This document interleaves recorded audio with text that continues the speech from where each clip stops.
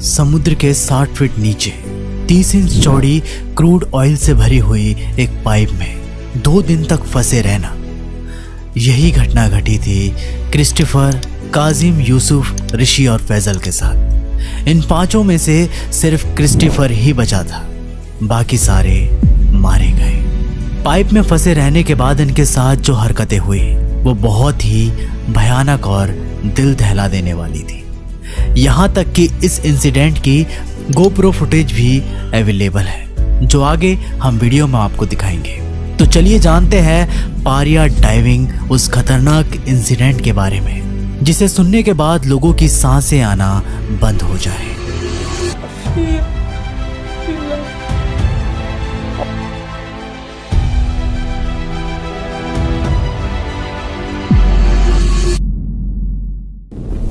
30 inch चौड़ी pipe कच्चे तेल से भरी हुई है।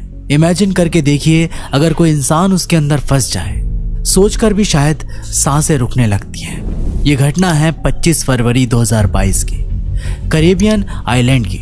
ये 5 लोग जो कि पारिया नाम की कंपनी में ऑयल पाइप के मेंटेनेंस का काम करते थे। इस पाइप का काम बहुत ही सिंपल था।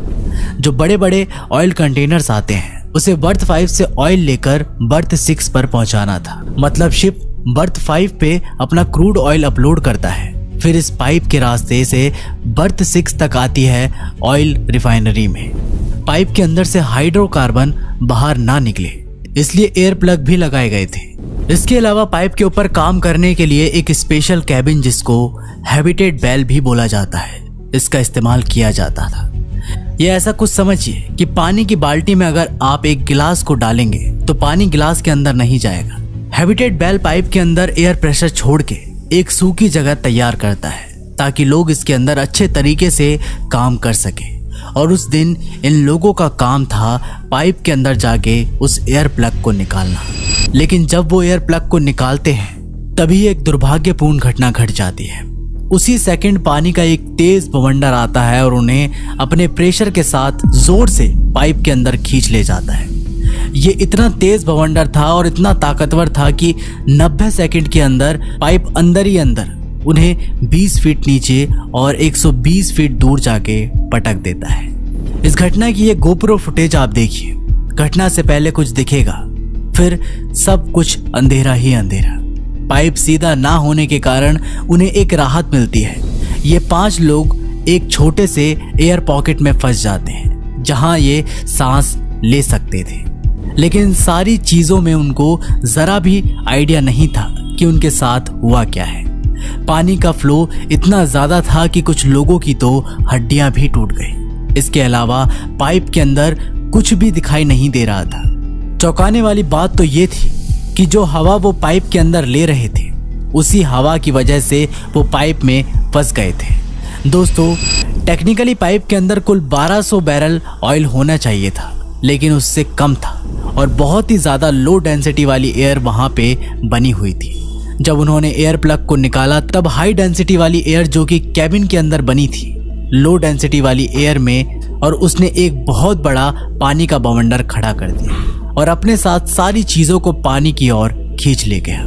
उनके वहां से निकलने का सिर्फ एक ही रास्ता था, जहां से वो आए थे वहीं वापस जाना, यानी कि बर्थ 6 से, क्योंकि पाइप के अंदर कुछ भी दिखाई नहीं दे रहा था। तो उनको नहीं पता था कि उनको जाना कहाँ है। अगर वो गलत साइड चले जाते तो वो बर्थ 5 जो कि समुद्र की साइड था, वहां पहुंच जाते, यानी कि तुरंत मौत। काफी सोचने के बाद वो लोग तय करते हैं कि जिस साइड उनका सर है वो उसी साइड चले जाएंगे, और उनके पास कोई ऑप्शन नहीं था, क्योंकि वो लोग ज्यादा टाइम तक पाइप के अंदर रह नहीं सकते थे। लेकिन जब वो ऐसा करते हैं तो उनको और एक प्रॉब्लम का सामना करना पड़ता है। पाइपलाइन सीधी ना होने के कारण कुछ जगह पर तो सांस लेने की जगह थी, लेकिन कुछ जगहों पर तो पानी ही पानी था। अगर वो सांस रोक के पानी के अंदर से जाने की कोशिश करते और आगे उन्हें सांस लेने की जगह नहीं मिलती, तो उनकी तुरंत मौत हो सकती थी। इस जगह से क्रिस्टोफर और फैजल डिसाइड करते हैं कि आगे दोनों अकेले जाएंगे। उनका प्लान बहुत ही सिंपल था। दोनों अकेले बाहर निकलकर बाकी तीनों के लिए मदद भेजेंगे। वो दोनों आगे की तरफ बढ़ते हैं और वो 2 एक और एयर पॉकेट में फंस जाते हैं, और वहां पर एक चमत्कार होता है। उनको महसूस होता है ऑक्सीजन टैंक उनके सामने पड़ा है। अब इस वजह से वो पानी के अंदर ज्यादा देर के लिए जा सकते थे। लेकिन प्रॉब्लम ये थी कि अंधेरा होने के कारण वो नहीं देख पा रहे थे कि ऑक्सीजन टैंक के अंदर कितना ऑक्सीजन है, और अनलकीली उनका ऑक्सीजन टैंक खत्म होने ही वाला था। लेकिन उसी वक्त वो एक चीज से टकराते हैं, और वो चीज थी एक और ऑक्सीजन टैंक। इस ऑक्सीजन टैंक का माउथ पीस ही नहीं था, वो चीज जिसे कि ऑक्सीजन मुंह में लगा के लिया जाता था। इस वजह से उनको ऑक्सीजन टैंक की ओपनिंग में अपना मुंह डालना पड़ा, और इसी के साथ पूरा का पूरा ऑयल उनके मुंह में चला गया। क्रूड ऑयल दोस्तों, क्रूड ऑयल एक ऐसा ऑयल होता है जो कि काला होता है। उससे पेट्रोल डीजल बनाया जाता है। अगर मुंह और आंखों में चला जाए तो बहुत जलन होती है। उस वक्त तक फैजल का भी ऑक्सीजन टैंक खत्म हो चुका था और उसकी हड्डियां टूटने के कारण बहुत ही ज्यादा दर्द में था। तो इस वजह से क्रिस्टोफर को आगे अकेले जाना पड़ा। 2 घंटे मशक्कत करने के बाद उसका ऑक्सीजन टैंक एक और चीज से टकराता है, और वो चीज थी पाइप का बैंड। ये बात जान के वो खुश भी हुआ और दुखी भी, क्योंकि यहाँ पर एक तो बर्थ 6 की ओपनिंग हो सकती थी जहां से बाहर निकला जा सकता था, या फिर बर्थ 5 की ओपनिंग जो कि पूरी तरीके से बंद थी। पाइप में पानी कम होने के कारण उसे तैरकर ऊपर पाइप से बाहर निकलना नामुमकिन था। तो ये भी एक बड़ी प्रॉब्लम बन गई थी। तो वो पाइप को जोर जोर से मारने लगा और आवाज करने लगा। उसी वक्त कुछ रेस्क्यूअर उसकी आवाज सुनते हैं और उसके लिए एक चैन डालकर उसको बाहर निकालते हैं। जैसे ही क्रिस्टोफर बाहर आता है तो वो पहली चीज ये बोलता है कि उसके चारों ही दोस्त अभी भी पाइप के अंदर और जिंदा है और उनको मदद की सख्त जरूरत है। यहाँ पे उन लोगों को ऑयल को धीरे धीरे एक्सट्रैक्ट करना चाहिए था। ये कुछ और रेस्क्यू मेथड अपनाना चाहिए था। कंपनी के रेस्क्यूअर उनकी मदद करने जाने ही वाले थे, पर कंपनी ने उनको जाने की परमिशन नहीं दी, क्योंकि कंपनी के पास ज्यादा बड़े ऑक्सीजन सिलेंडर नहीं थे। अगर रेस्क्यूअर नीचे जाते तो उनकी जान भी खतरे में हो सकती थी। ये बात सुनते ही क्रिस्टोफर खुद अपने दोस्तों को बचाने जाने ही वाला था, बट कंपनी ने उसको भी रोक लिया।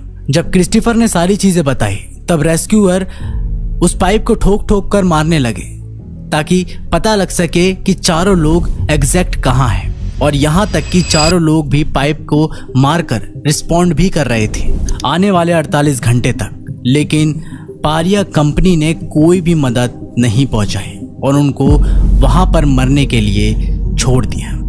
उन चारों ने बेचैनी में अपने प्राण वहां त्याग दिए। क्रिस्टोफर ने क्या कहा ये भी आप सुन लीजिए। I was always somebody who could control and see things through, and I feel like I tell her heart coming back when I feel like कैसे एक बड़ी कंपनी ने अपनी लापरवाही से अपने वर्करों की जान ली। इसके बाद पारिया कंपनी के ऊपर पुलिस इंक्वायरी भी होती है, लेकिन उनको कोई सजा नहीं होती।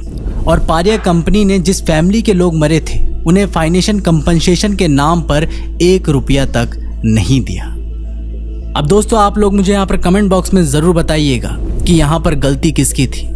अगर पारिया कंपनी सही वक्त पर कुछ कदम उठा लेती तो शायद आज वो लोग जिंदा होते। और क्रिस्टोफर अपनी किस्मत को कोसता है कि वो अपने दोस्तों को नहीं बचा पाया। दोस्तों आप लोगों को ये वीडियो कैसी लगी हमें नीचे कमेंट बॉक्स के माध्यम से जरूर बताइएगा। मिलते हैं आप लोगों से एक नई वीडियो के साथ। तब तक आप अपना ख्याल रखिएगा और देखते रहिएगा बाप ऑफ मिस्ट्री।